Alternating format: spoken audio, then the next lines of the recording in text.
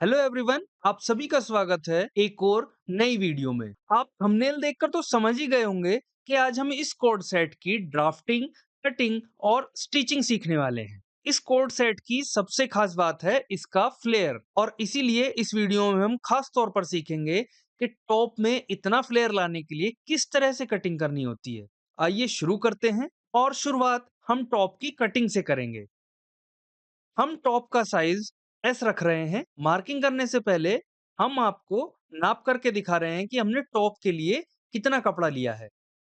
आप देख सकते हैं कि हमने जो कपड़ा लिया है उसकी लंबाई 1.45 मीटर है, और इतनी ही इसकी चौड़ाई भी है। यानी कि जो हमने कपड़ा लिया है ये वर्गाकार आकार में है। आइए हम इसको व्हाइट पेपर की मदद से आपको समझाते हैं। देखिए, ये एक स्क्वायर पीस है जिसकी लंबाई और चौड़ाई हम अपने कपड़े के बराबर यानी कि 1.45 मीटर मान करके चल रहे हैं। इस तरह से साइज एस का टॉप बनाने के लिए आपको इसी मेजरमेंट का फैब्रिक यानी कि इतनी लंबाई चौड़ाई का फैब्रिक लेना होगा। अब हमने पेपर को एकदम बीच से इस तरह से फोल्ड किया है। इसी तरह से आपको भी कपड़े को भी फोल्ड करना होगा। अब पेपर को फोल्ड की हुई जगह से काट लेना है। ये दोनों पीसेस हमारे टॉप की फ्रंट और बैक लेयर्स बन जाएंगे। अब इन दोनों में से हमने एक पीस उठाया है और इसको अब बिल्कुल बीच से फोल्ड कर रहे हैं। आप देख सकते हैं कि हमने पेपर को फोल्ड कर लिया है। ठीक इसी तरह हमने जो दूसरा पीस था उसको, बैक लेयर जिसको हमने माना है, उसको भी इसी तरह से फोल्ड कर लेंगे। इतना सब कुछ आपको कपड़े के साथ भी करना पड़ेगा। ये हम आपको पेपर के साथ करके दिखा रहे हैं, इसी तरह से आप कपड़े के साथ भी कर लीजिएगा। आइए करना कैसे है आपको करके दिखाते हैं। कपड़ा जो कि हमने 4 लेयर्स में रखा था, उसको यहाँ पर हमने खोल लिया है, और इस कोने से पकड़कर इस तरह से कपड़े के एक सिरे से दूसरे सिरे को मिलाएँगे ताकि ऐसी कोन वाली शेप बन जाए।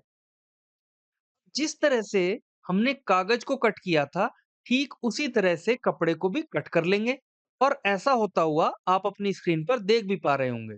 आप देख सकते हैं कि हमने कपड़े को फोल्ड करने के बाद बीच से कट कर लिया है, और जैसे हमने पेपर को कट करने के बाद एक लेयर को साइड में रख लिया था, ठीक उसी तरह इस कपड़े की भी एक लेयर को, जो कि हम बैक पार्ट बनाने में यूज़ की जाएगी, उसको अभी साइड में रख लेते हैं।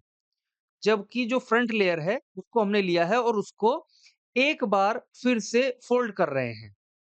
इसके ऊपर आयरन करते हुए कपड़े को कटिंग के लिए अच्छे से सेट कर लेना है।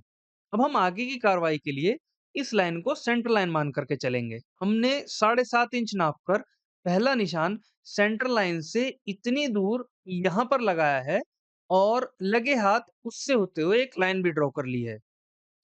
अब आप सोच रहे होंगे कि हमने ये कैसे निर्धारित किया कि यहाँ से कितनी दूर ये लाइन खींची जाएगी। आइए इस बात को समझ लेते हैं। देखिए, ये लाइन हमने शोल्डर के लिए ड्रॉ की है, यानी कि ये लाइन हमारी शोल्डर लाइन कहलाई जाएगी। और आप आगे देखेंगे कि हमने तीरे की लंबाई 6.5 इंच ली है। इसलिए मार्जिन और एक्स्ट्रा छटाई में जो कपड़ा जाएगा उसको मिला करके हमने यहाँ पर 7.5 इंच पर निशान लगाया है। अब इस पॉइंट से ऊपर अगर 7.5 इंच नापा जाए तो वो तो कपड़े से बाहर निकल जाएगा। बस इसीलिए हमने जहां 7.5 इंच कपड़े की लंबाई मिली वहीं पर निशान लगाया है।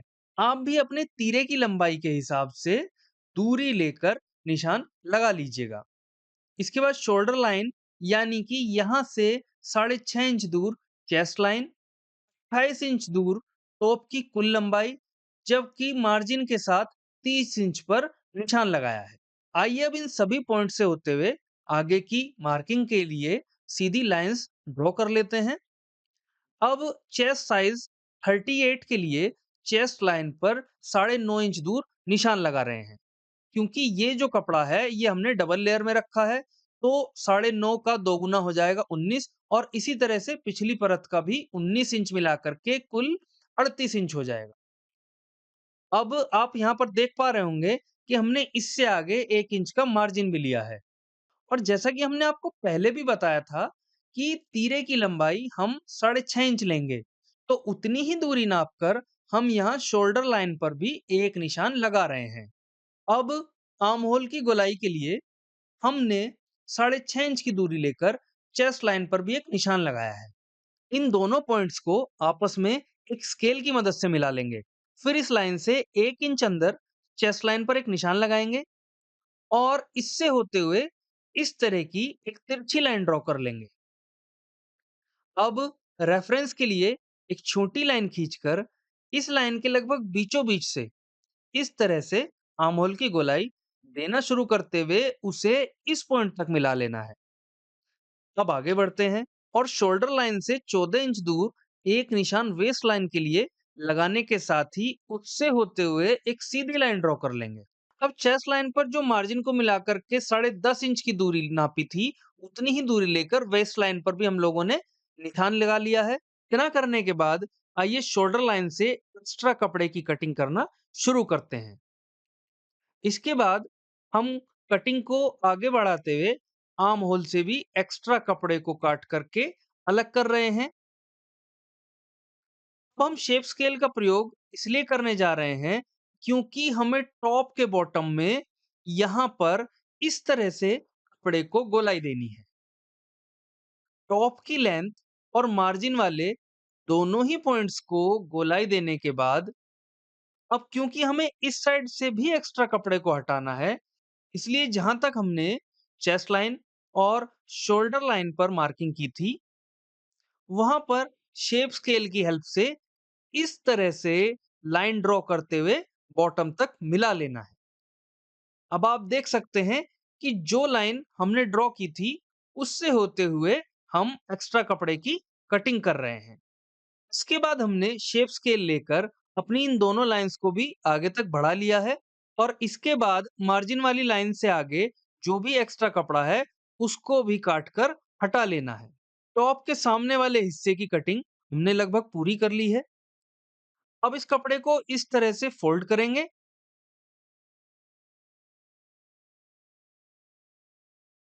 और फिर बहुत ही सावधानी के साथ कपड़े को उल्टा करके रखना है। यहाँ आप देख पा रहे होंगे कि इस तरह कपड़े का कुछ हिस्सा आउट हो रखा है और क्योंकि परफेक्ट गोलाई के लिए इसका हटना जरूरी है, इसलिए हमने ये कट कर लिया है। और इस तरह हमारी फ्रंट पार्ट की कटिंग पूरी हुई। आइए अब टॉप के बैक पार्ट की कटिंग करते हैं। अब अगर आपको याद हो कि हमने शुरू में कपड़े को बीच से अलग करके फ्रंट और बैक पार्ट के लिए दो पीसीस बनाए थे, उसी में से हमने बैक पार्ट वाला पीस अब लिया है। इसके ऊपर हमने जो इससे पहले फ्रंट पार्ट की कटिंग की है, उसे रख रहे हैं। अच्छे से सेट करने के बाद अब हम पिछली लेयर के लिए कटिंग करना शुरू करेंगे। हम अगली परत के बराबर ही इसकी कटिंग कर रहे हैं। बस आर्म होल पर कटिंग करते समय पिछली लेयर का कपड़ा लगभग आधा इंच बढ़ा करके काटना है। इसके बाद आप देख सकते हैं कि हमने बाकी बचे हुए हिस्से को भी अगली लेयर के हिसाब से ही कट कर लिया है। आइए अब आगे बढ़ने से पहले आर्म होल की गोलाई नाप लेते हैं। आर्म होल इस तरह से नापा जाता है। इस टॉप के मामले में ये 9.5 इंच बन रही है। इस माप का प्रयोग आगे आप देखेंगे कि हम स्लीव की जब कटिंग करेंगे तो वहां पर इसका यूज किया जाएगा। तो चलिए लगे हाथ अब स्लीव की कटिंग भी देख लेते हैं। यहाँ हमने कपड़े को 4 लेयर्स में रखा है। 2 लेयर्स एक बाजू के लिए और बाकी 2 लेयर्स दूसरी बाजू के लिए। सबसे पहले हमने एक साइड में कपड़े की सीध के लिए एक लाइन ड्रॉ की है। फिर इससे अंदर की तरफ लगभग 1.5 इंच पर एक और लाइन मार्जिन के लिए खींची है। इसका मतलब ये है कि हमारे स्लीव का एंड पॉइंट ये वाली लाइन रहेगी, जबकि इतना हिस्सा मार्जिन के तौर पर यूज किया जाएगा। इस लाइन से 25 इंच की दूरी पर स्लीव की लंबाई के लिए इसलिए निशान लगाया है क्योंकि हम फुल स्लीव का टॉप बना रहे हैं। अगर आपको इसकी लंबाई कम या ज्यादा करनी है तो आप कर सकते हैं। इसके बाद इस तरह से 9.5 इंच तिरछी लंबाई नापते हुए एक निशान यहाँ लगाएंगे। तो वहीं कलाई की गोलाई के लिए 5.5 इंच की दूरी पर यहाँ भी एक निशान लगा लेना है। अब शेप स्केल का यूज करेंगे और इस तरह की एक लाइन ड्रॉ कर लेंगे। इतना करने के बाद अब बारी है स्लीव के इस हिस्से को गोलाई देने की। ताकि स्लीव आर्म होल में अच्छे से फिट हो सके। आप देख सकते हैं कि हमने स्लीव को गोलाई दे दी है। आइए अब एक्स्ट्रा कपड़े को हटा करके स्लीव को फाइनल लुक दे देते हैं। आप देख पा रहे होंगे कि मार्किंग के साइड से जो भी एक्स्ट्रा फैब्रिक था वो सब हमने कट कर दिया है। आखिर में हमने स्लीव का अंदर वाला हिस्सा भी लगभग आधा इंच डाउन किया है और ऐसा करने से एक तो बगल की तरफ सलवटें नहीं आएंगी और दूसरा कंधे की तरफ खिंचाव नहीं आएगा। आइए अब पैंट की ड्राफ्टिंग और कटिंग करना सीखते हैं। सबसे पहले हमने एक स्ट्रेट लाइन खींची है। इससे 2 इंच नीचे एक और लाइन हमने इसलिए ड्रॉ की है क्योंकि हम इस एरिया का यूज इलास्टिक डालकर बेल्ट बनाने में करेंगे। अब हम जो भी मार्किंग करेंगे वो इस लाइन से नीचे ही करेंगे। सबसे पहला निशान 13 इंच दूर क्रोच एरिया के लिए लगाया है, तो वहीं 37 और 39 इंच दूर लगाए गए इन दोनों निशानों में से ये वाला निशान पैंट की लंबाई के लिए लगाया है, जबकि ये निशान हमने 2 इंच मार्जिन लेकर के लगाया है। आइए अब आगे की मार्किंग के लिए हम इन तीनों पॉइंट से होते हुए सीधी लाइंस ड्रॉ कर लेते हैं। इसके बाद हमने सेंटर लाइन से लगभग 3 इंच दूर एक पॉइंट यहां बनाया है। इसका प्रयोग हम पैंट को शेप देने के लिए करेंगे और ऐसा आपको अभी थोड़ी देर में समझ में आ जाएगा। अब हमने इस तरफ एक लाइन कपड़े से रेशे हटाने के लिए ड्रॉ की है, या कह लीजिए कपड़े की कान निकालने के लिए खींची है।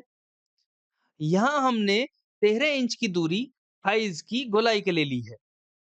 फिर इससे 1.5 इंच अंदर की तरफ एक निशान लगाया है। इसका प्रयोग हम आगे चलकर क्रोच एरिया को कर्व देने के लिए करेंगे। इस तरह से ये लंबाई 11.5 इंच ली गई है।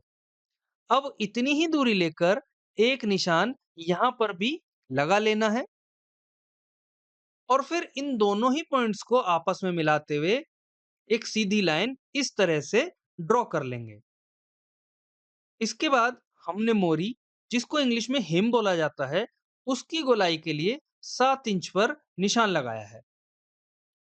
अब इन दोनों पॉइंट्स को मिलाते हुए पैंट को शेप दे देंगे और ऐसा ही हमने इस तरफ भी कर लिया है। इसके बाद क्रोच एरिया में एक रेफरेंस पॉइंट बनाकर इस तरह से गोलाई दे दी गई है। आइए अब जो भी एक्स्ट्रा कपड़ा है उसे कट कर लेते हैं। यहाँ पर आप देख पा रहे होंगे कि किस तरह से हम एक्स्ट्रा कपड़े को हटा रहे हैं। ध्यान देने वाली बात यह है कि अभी तक हमने पैंट की जो सामने वाली लेयर्स होती हैं, उनकी ही कटिंग की है। तो चलिए इसी बात पर पिछली लेयर्स की कटिंग भी कर लेते हैं। इसके लिए हमने एक बार फिर से कपड़े को डबल लेयर्स में टेबल के ऊपर रख लिया है और अब जो सामने वाली परत है, उसको इस कपड़े के ऊपर फैला रहे हैं। अच्छे से सब कुछ सेट करने के बाद अब हमने स्केल लिया है और सबसे पहले इस लाइन को आगे की तरफ बढ़ा लिया है। इसके बाद बेल्ट वाले एरिया की इन दोनों लाइंस को भी आगे की तरफ बढ़ा लेंगे। अब हम पैंट के पिछले हिस्से को 3 इंच बढ़ा करके रखने वाले हैं। अगली लेयर के उस पॉइंट जहां से हमने क्रोच एरिया के लिए कर्व दिया था, यानी कि ये वाला पॉइंट, और पिछली लेयर जहां से हम आगे आपको कर्व बना करके दिखाएंगे, इन दोनों ही पॉइंट्स के बीच में हमने 3 इंच का गैप रखा है और इतनी ही दूरी लेकर हमने एक निशान यहाँ पर भी इस तरह से लगा लिया है। इतना करने के बाद मोरी की लंबाई भी हम लोगों ने बढ़ा ली है, जो कि हमने 1.5 इंच बढ़ाई है। अब सबसे पहले तो इन दोनों पॉइंट्स को मिलाते हुए एक लाइन यहाँ ड्रॉ करेंगे। उसके बाद पिछली लेयर के क्रोच एरिया को कर्व दिया है और आखिर में शेप स्केल लेकर इस तरह से पैंट को शेप दे देंगे। इस तरह से मार्किंग हमने कंप्लीट कर ली है। आइए अब कटिंग कर लेते हैं, लेकिन जब तक हम ऐसा कर रहे हैं, आप इसी तरह की और वीडियोस के लिए इस चैनल को सब्सक्राइब कर लीजिए और अगर अब तक की वीडियो में आपको कोई बात समझ में नहीं आई है या फिर आपको किसी प्रकार का कोई भी डाउट है, तो कमेंट कर दीजिए। हम कोशिश करेंगे कि डाउट को जल्दी से जल्दी सॉल्व कर दिया जाए। आइए अब गले का डिजाइन तैयार करते हैं। हम इस कोट सेट के लिए बोट नेक डिजाइन बनाने जा रहे हैं, जिसके लिए हमने बुकरम का एक पीस लिया है। इसके ऊपर इस तरह से सबसे पहले एक सीधी लाइन ड्रॉ करनी है और फिर 4 इंच दूरी लेते हुए एक निशान यहाँ लगाएंगे और इस निशान के सामने एक निशान यहाँ भी लगाएंगे। इससे 90 डिग्री के एंगल पर 4.5 इंच दूर एक निशान यहाँ पर भी हम लोगों ने लगा लिया है। इसके बाद हमने बीचों बीच एक रेफरेंस पॉइंट बना करके इस तरह से गोलाई दे दी है। आइए अब जो एक्स्ट्रा बुकरम है उसको हटा करके बोर्ड का डिजाइन बना लेते हैं और इस तरह से हमने डिजाइन तैयार कर लिया है। आइए अब बचे हुए कपड़े के ऊपर इस बुकरम को रखते हैं और इसका खाका तैयार कर लेते हैं। और जैसा कि आप देख सकते हैं कि सबसे पहले हम डिजाइन को कपड़े के ऊपर रखकर इस तरह से सिलाई लगा रहे हैं। अब बाहर की तरफ से थोड़ा सा मार्जिन छोड़कर बाकी कपड़े को काट लिया है। इतना करने के बाद मार्जिन को अंदर की तरफ फोल्ड करते हुए इस तरह से सिलाई लगा लेनी है। अब हमने सामने वाली लेयर को लिया है और उसे भी बीच से फोल्ड करने के बाद सेंटर के लिए एक छोटा सा कट लगाया है। डिजाइन को इस तरह से बीचों बीच रखना है और इस तरह से सिलाई लगानी शुरू करनी है। सिलाई लगाने के बाद आइए अब जो एक्स्ट्रा कपड़ा है उसको हटा लेते हैं। अब छोटे-छोटे कट इसलिए लगा रहे हैं ताकि कपड़े को पलटने के बाद यहाँ पर फिनिशिंग आए। इतना करने के बाद इस तरह से एक सिरे से सिलाई लगाना हम लोग शुरू करेंगे और आप देख सकते हैं कि सिलाई पूरी होने के साथ ही सामने वाले हिस्से का गला हम लोगों ने तैयार कर लिया है। इतना करने के बाद आइए अब बैक साइड का गला भी बना ही लेते हैं। इसके लिए हमने बैक साइड को बीच से फोल्ड करके रखा है। गले की चौड़ाई 8 इंच करने के लिए हमने 4 इंच पर निशान लगाया है, जबकि गहराई के लिए 3 इंच पर निशान लगा लिया है। गोलाई देते हुए गहराई और चौड़ाई वाले दोनों पॉइंट्स को मिलाएंगे और फिर एक्स्ट्रा कपड़े को काट कर अलग कर लेंगे। अब हमने एक बचा हुआ कपड़ा लिया है, जिसमें से हमने एक इस तरह की तिरछी पट्टी काटी है। जो ये स्ट्रिप है, इससे तिरछी काटने का फायदा ये होता है कि इसमें लचक सीधी पट्टी के मुकाबले ज्यादा होती है। आइए अब इसे गले के साथ जोड़ करके आपको दिखाते हैं। एक सिरे से शुरू करते हुए हमने दूसरे सिरे तक सिलाई लगा ली है। अब कपड़े को अंदर की तरफ इस तरह फोल्ड करके एक बार फिर से एक कोने से दूसरे कोने तक इस तरह से भी सिलाई लगा लेनी है। अब आप देख पा रहे होंगे कि हमने एक्स्ट्रा कपड़े को काट करके हटा लिया है और इस तरह हमारा जो बैक गला है वो भी बन करके तैयार हो चुका है।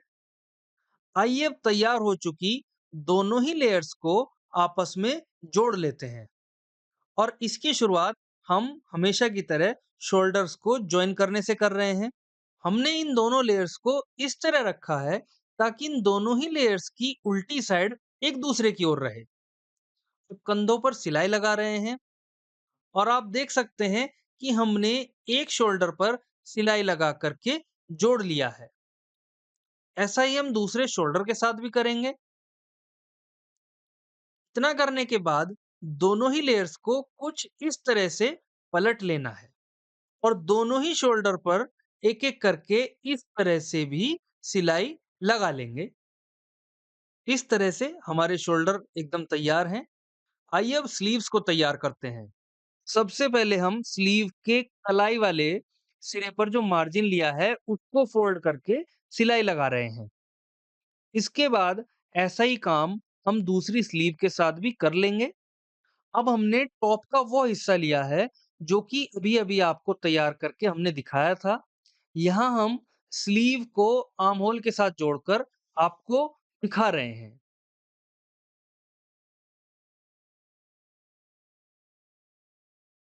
आप देख सकते हैं कि हमने स्लीव को आर्म होल के साथ सिलकर बहुत ही सफाई के साथ जोड़ लिया है। इसके बाद स्लीव को कुछ इस तरह से बीच से फोल्ड करके रख लेना है। अब कलाई की रिक्वायर्ड जो गोलाई है उसको नापकर इस तरह से सिलते हुए आर्म होल तक जाएंगे।